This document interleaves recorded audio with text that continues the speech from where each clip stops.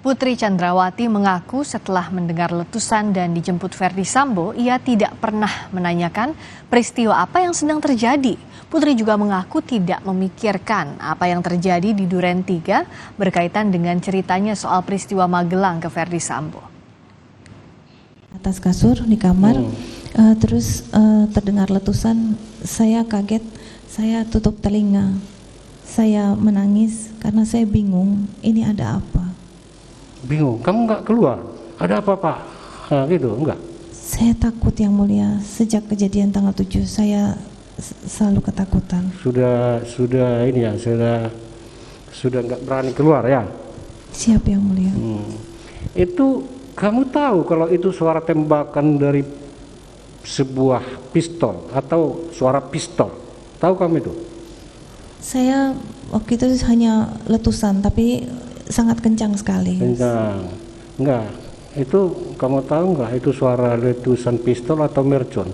Saya tidak bisa pastikan Enggak waktu bisa itu. pastikan. Tapi suaranya kencang ya?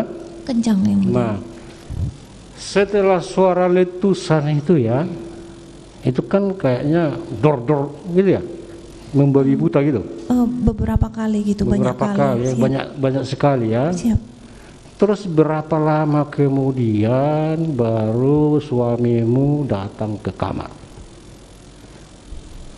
Tidak terlalu lama yang mulia. Setelah letusan terus tidak terlalu lama waktunya. Terus ada yang membuka pintu, saya kaget, saya balikkan badan saya.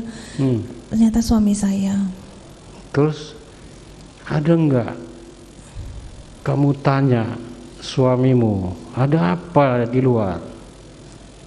Waktu itu itu manusiawi loh pertanyaan saya itu. Saya lupa. Saya lupa apa Karena yang saya katakan.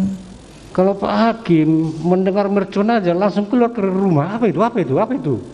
Langsung gitu, itu normal saja, refleks itu sebenarnya.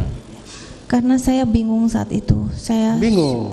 Saya shock juga. Jadi saya bingung. tidak ada menanya apa yang terjadi.